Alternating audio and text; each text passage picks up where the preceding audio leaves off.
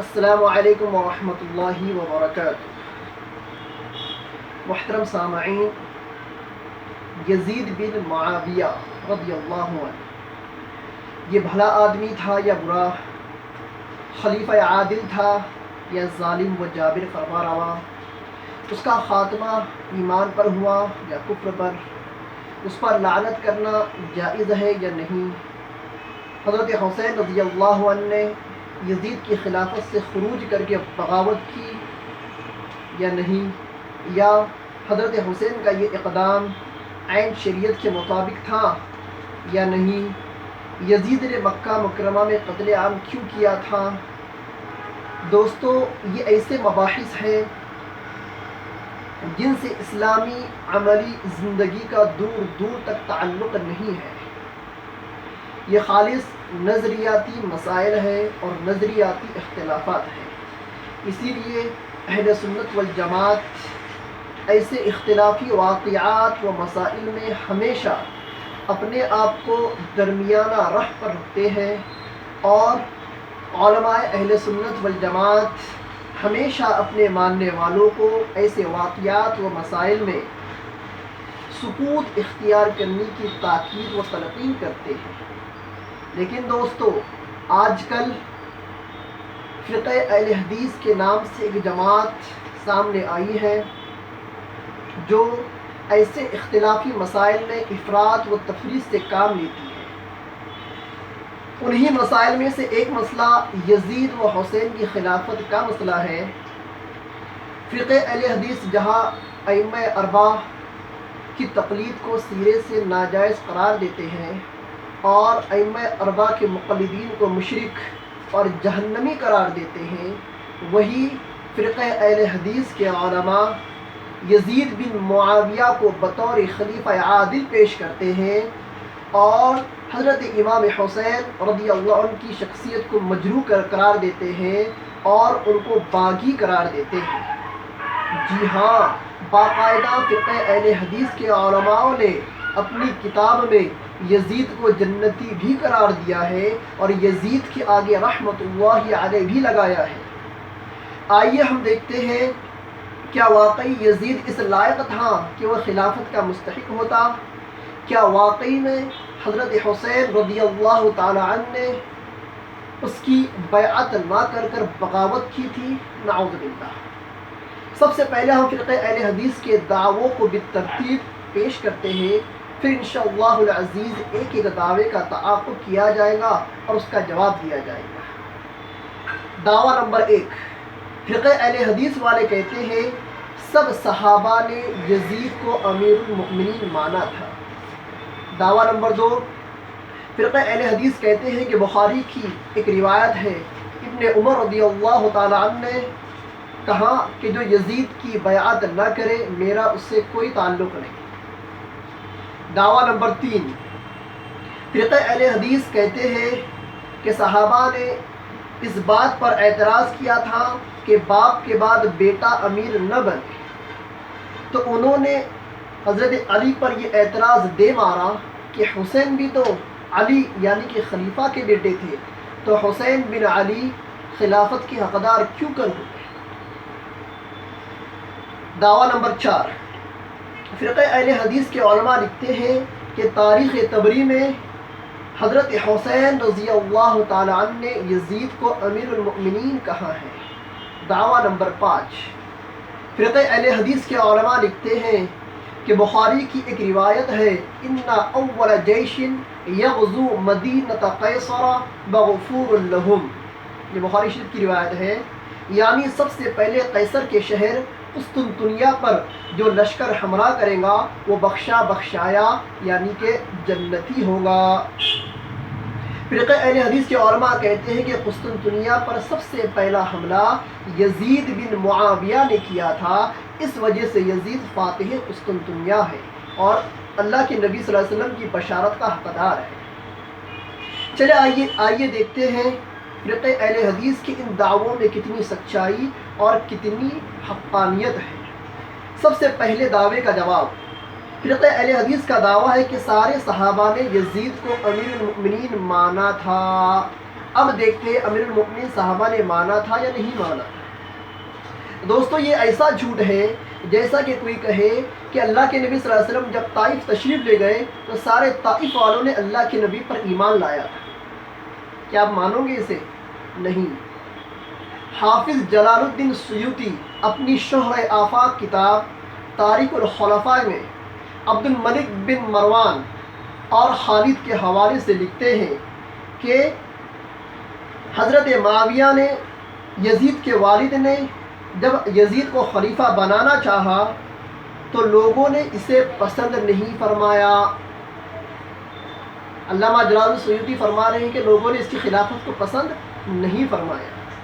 آگے لکھتے ہیں سن 60 ہجری میں امیر معاویہ کی وفات کے بعد شامیوں نے، شام کے رہنے والوں نے یزید کے ہاتھ پر بیعت کی، لیکن مکہ اور مدینہ والوں نے یزید کے ہاتھ پر بیعت نہیں کی، جن میں حضرت حسین رضی اللہ تعالی عنہ اور عبداللہ بن زبیر رضی اللہ تعالی عنہ بھی تھے، جنہوں نے یزید کی خلافت کو نہیں مانا۔ لیکن فقہ اہل حدیث کے علماء اپنی کتابوں میں لکھتے ہیں کہ سارے صحابہ نے یزید کو خلیفہ مانا تھا۔ چلیے فتح الباری، علامہ ابن حجر اسقلانی فرماتے ہیں عن نافع ان معاویہ اراد ابن عمر على ان يبايع ليزيد فابى وقال لا ابايع لاميرين۔ حافظ ابن حجر اسقلانی اپنی کتاب میں فرماتے ہیں فتح الباری میں، حضرت نافع فرماتے ہیں کہ معاویہ رضی اللہ تعالی عنہ نے حضرت عمر کو اس بات پر آمادہ کیا کہ وہ یزید کے ہاتھ پر بیعت کرے، تو حضرت ابن عمر رضی اللہ عنہ نے انکار کر دیا، فابا انکار کر دیا، وقال اور فرمایا لا ابایع لامیرین، میں 2 امیروں کی بیعت نہیں کرتا۔ آگے چلیے، علامہ ابن حجر نے لسان المیزان سے ایک حوالہ نقل کیا ہے، فرماتے ہیں وَامْتَنَعَ مِنْ بَيْعَتِهِ الْحُسَيْنُ بْنُ عَلِيٍّ وَعَبْدُ اللَّهِ بْنِ عُمَرَ وَعَبْدُ اللَّهِ بْنِ زُبَيْرَ، کہ یزید کی بیعت کرنے سے حسین بن علی، عبداللہ بن عمر اور عبداللہ بن زبیر نے منع کر دیا تھا۔ اور فرقہ اہل حدیث والے لکھتے ہیں کہ سب صحابہ نے یزید کی خلافت کو مانا تھا۔ دیکھیے فتح الباری کتاب الفتن جلد نمبر 13 صفحہ نمبر 87 اور لسان المیزان جلد 6 صفحہ نمبر 293۔ اب دوستو ایک سوال پیدا ہوتا ہے، فرقے غیر مقلد علماء لکھتے ہیں کہ تمام صحابہ نے یزید کو امیر المؤمنین مان لیا تھا، تو پھر یزید نے خلیفہ بننے کے بعد مکہ اور مدینہ میں قتل عام کیوں کیا؟ مکہ اور مدینہ میں قتل عام کیوں کیا؟ خون کی ندیاں کیوں بہائی مقام حرہ میں؟ اور مکہ کے اندر یزید نے جو قتل عام کیا ہے دوستو، میں اس داستان کو بتا نہیں سکتا، میری زبان کے اندر اتنی استطاعت نہیں ہے کہ میں اس رودات کو بیان کروں۔ تو اگر سارے صحابہ اکرام کہاں تھے؟ مدینہ اور مکہ میں صحابہ اکرام تھے نا، سارے صحابہ اگر یزید کی خلافت کے اوپر بیعت کر لیتے تو پھر یزید نے مکہ اور مدینہ میں قتل عام کیوں مچایا؟ تو پتہ چلا یزید کا قتل عام کرنا بیعت خلافت کے لیے تھا، اور اس نے یہ بھی ثابت ہوا، اور اس سے یہ بھی ثابت ہوا کہ صحابہ اکرام اور تابعین رضی اللہ عنہم یزید کو خلیفہ نہیں مانتے۔ ایک دعوے کا جواب ہو گیا۔ دوسرا دعویٰ، فرقہ غیر مقلدین کے علماء لکھتے ہیں کہ بخاری میں ابن عمر کی روایت موجود ہے کہ جو یزید کی بیعت نہیں کرے گا اس کا میرا کوئی تعلق نہیں۔ دوستو یہاں ایک سوال پیدا ہوتا ہے کہ ابن عمر نے ایسا کیوں کہا اور کیا کہا؟ چلیے ہم بخاری شریف کو دیکھتے ہیں۔ ظاہر ہے کہ صحابہ اکرام مکہ اور مدینہ میں یزید کی بیعت سے انکار کرتے تھے۔ اس انکار کرنے کی وجہ سے یزید نے مکہ اور مدینہ پر چڑھائی کی اور مکہ اور مدینہ پر حملہ کیا۔ اس حملے سے بچنے کے لیے حضرت ابن عمر نے یہ جملہ کہا تھا کہ جو یزید کی بیعت نہ کرے اس کا اور میرا کوئی تعلق نہیں۔ لیکن دوستو یہاں ایک حقیقت ہے جو غیر مقلد چھپاتے ہیں، وہ حقیقت یہ ہے کہ ابن عمر نے یہ جملہ عوام الناس سے نہیں کہا تھا، بلکہ اپنے خادموں، نوکروں، ملازموں اور اپنے گھر کے بچوں سے کہا تھا۔ بخاری شریف کی ادھوری روایت غیر مقلد پیش کرتے ہیں، میں آپ کو پوری بات پڑھ کے سناتا ہوں۔ النافع لما خلا اہل المدینہ یزید ابن معاویہ جمع ابن عمر حشمہ وولدہ۔ حشم کے معنی آتے ہیں نوکر چاکر، اور ولدہ کے معنی آتے ہیں اولاد۔ تو پتہ چلا ابن عمر رضی اللہ تعالیٰ عنہ نے اپنے نوکروں کو اور اپنے گھر کے بچوں کو یہ حکم دیا تھا کہ وہ کیا کرے، یزید کے ہاتھ پر بیعت کرے. اور بیعت کیوں کرے؟ اس لیے کہ یزید قتل عام کر رہا تھا اور اپنے جان کو بچانے کے لیے ابن عمر نے یہ جملہ کہا. لیکن غیر مقلد اس جملے سے یہ سمجھتے ہیں کہ ابن عمر کے ساتھ سارے صحابہ نے کیا کر لیا تھا، یزید کی خلافت پر بیعت کر لی تھی. دیکھیے کتاب الفتن حدیث نمبر 7111. تیسرا دعویٰ، فرقہ اہل حدیث والے یہ بھی دعویٰ کرتے ہیں کہ صحابہ اکرام نے یزید کی خلافت پر اعتراض نہیں کیا، بلکہ اس بات پر اعتراض کیا کہ باپ کے بعد بیٹا خلیفہ نہ بنے. اگر ایسا ہے تو یہ اعتراض خود حسین کے سر جاتا ہے، کیونکہ ان کا باپ بھی خلیفہ تھا. نعوذ باللہ. غیر مقلد یہ کہتے ہیں کہ صحابہ اکرام نے خلافت سے اعتراض نہیں کیا تھا، اعتراض اس بات پر کیا تھا کہ باپ کے بعد بیٹا خلیفہ نہ بنے، کیونکہ معاویہ خود خلیفہ تھی، ان کے بعد ان کا بیٹا خلیفہ نہ بنے. اور غیر مقلد کہتے ہیں اگر ایسا ہے تو پھر علی کے بعد حسین خلیفہ کیوں کر ہو، علی کے بعد حسین خلیفہ کیوں کر ہو. حالانکہ میرا ایک سوال ہے غیر مقلدوں سے کہ آپ نے حضرت حسین و علی پر یہ ناپاک الزام کیوں لگایا، حالانکہ نہ حضرت علی نے اپنے بیٹے حسین کو خلیفہ بنایا تھا اور نہ حضرت حسین نے اپنی خلافت کا خود دعویٰ کیا. نہ علی نے بنایا ان کو خلیفہ اور نہ خود حضرت حسین نے خلافت کا دعویٰ نہیں کیا تھا. تو پھر یہ اعتراض تم نے حضرت علی اور حضرت حسین کے اوپر کیوں کر دیا. کبرت کلمۃ تخرجون من افواہہم، کبرت کلمۃ تخرج من افواہہم. اللہ تعالیٰ حفاظت فرمائے. چوتھا دعویٰ، فرقہ اہل حدیث کا چوتھا دعویٰ یہ ہے کہ مؤرخ طبری نے لکھا ہے کہ تاریخ طبری میں ہے کہ حضرت حسین نے خود یزید کو خلیفہ مانا، اور اس کے الفاظ یہ پیش کرتے ہیں ان یسیروہ الی امیر المؤمنین فیضع یدہ فی یدہ. ترجمہ کہ وہ ان کو لے چلے امیر المؤمنین کے پاس کہ وہ رکھ دے اپنے ہاتھ کو ان کے ہاتھ پر. دعویٰ سمجھیے. غیر مقلد کا دعویٰ یہ ہے کہ تاریخ طبری کے اندر ایک جملہ لکھا ہوا ہے، اس جملے کے اندر حضرت حسین نے یہ کہا، ایک عبارت میں حضرت حسین نے یہ کہا کہ مجھے امیر المؤمنین کے پاس لے چلو. اب مجھے امیر المؤمنین کے پاس لے چلو، حضرت حسین نے یہ کہا، تو کیا حضرت حسین کا یزید کو امیر المؤمنین کہہ دینے سے حضرت حسین نے یزید کو امیر المؤمنین مان لیا تھا؟ میں ایک مثال سے سمجھاتا ہوں. اگر کوئی غیر مقلد میرے پاس آئے، میرے بچے کے پاس آئے اور اس سے کہے کہ بھائی مجھے آپ کے ابو کے پاس لے چلو، تو غیر مقلد نے میرے بچے کو یہ کہا کہ بھائی آپ کے ابو کے پاس لے چلو، تو کیا غیر مقلد کا یہ کہنا کہ ابو کے پاس لے چلو میں غیر مقلدوں کا ابا ہو گیا؟ نہیں دوستو. یہی روایت علامہ ذہبی نے ابن تیمیہ کی کتاب منہاج السنہ کے خلاصے میں لکھی ہے، اور وہ عبارت کیا ہے دیکھیے. فَأَدْرَكَهُ السِّرِيَّةُ الظَّالِمَةُ، حضرت حسین کو ایک ظالم جماعت نے پکڑ لیا، دبوچ لیا. فَطَلَبَ أَن يَذْهَبَ إِلَى يَزِيدٍ، تو حضرت حسین نے کہا کہ ان کو یزید کے پاس جانے دیا جائے.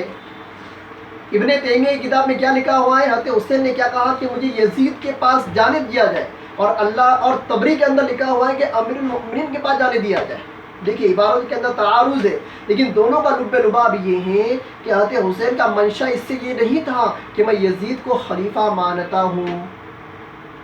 اگر یزید کو خلیفہ مانتے تو خروج نہ کرتے. تو پتہ چلا کہ یہ دعویٰ بھی غیر مقلدوں کیا ہے، بالکل جھوٹا ہے. فَمَا لِهَٰؤُلَاءِ الْقَوْمِ لَا يَكَادُونَ يَفْقَهُونَ حَدِيثًا. پانچواں اور آخری دعویٰ، فرقہ غیر مقلدین بخاری کی ایک حدیث کی بشارت کو یزید کے لیے ثابت کرتے ہیں. وہ عبارت کیا ہے، وہ حدیث کیا ہے؟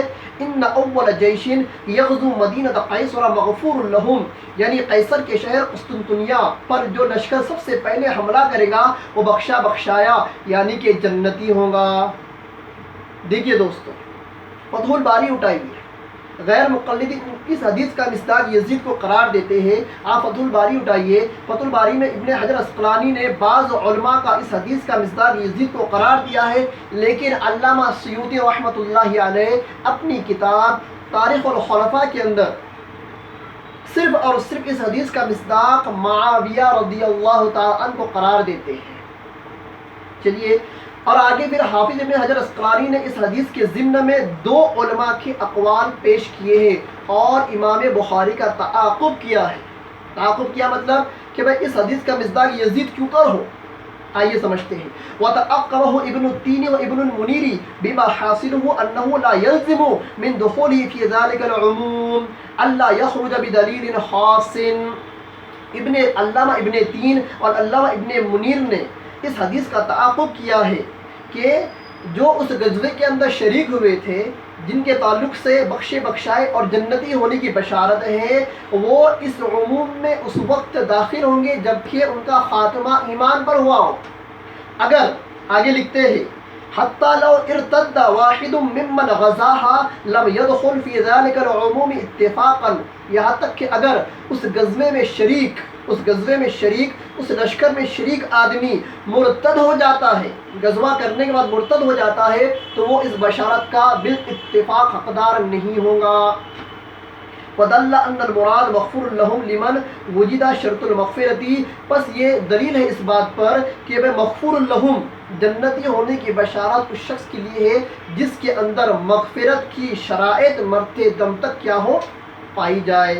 فتح الباری کتاب الجہاد جلد 6 صفحہ نمبر 128۔ میں آپ کو ایک مثال سے سمجھاتا ہوں۔ ایک حدیث کے اندر آتا ہے من صام رمضان ایمانا و احتسابا غفر له ما تقدم من ذنبه، اللہ کے نبی کی حدیث ہے کہ جو رمضان کے روزے رکھے اور تراویح پڑھے اس کے تمام گناہ معاف کر دیے جاتے ہیں۔ تو کیا کوئی شخص رمضان کے پورے روزے رکھ کر جنتی بن گیا چاہے وہ رمضان بعد کیسی بھی اعمال کر لے؟ اس کا مطلب یہ نہیں ہوتا کہ ایک رمضان کی کوئی روزے رکھ دیا وہ بخشا بخشایا ہے اور جنت اس کے اوپر واجب ہی ہو گئی، اب وہ جو چاہے منمانی کرتا پھرے، اس کا مطلب یہ نہیں ہوتا۔ دیکھیے یزید کی خلافت قائم ہوئی سن 60 ہجری میں اور مکہ مکرمہ پر حملہ ہوا سن 64 ہجری میں۔ 4 سال کے بعد مکہ مدینہ کے اندر یزید نے قتل عام کیا، تو کیا مسلمانوں کا، صحابہ کا، تابعین کا قتل عام کرنے والا جنتی ہو سکتا ہے؟ فیصلہ آپ کے ہاتھ میں۔ اللہ تعالیٰ سے دعا ہے کہ اللہ تعالیٰ ہمیں صحیح واقعہ سمجھنے کی توفیق عطا فرمائے۔ وآخر دعوانا الحمدللہ رب العالمین۔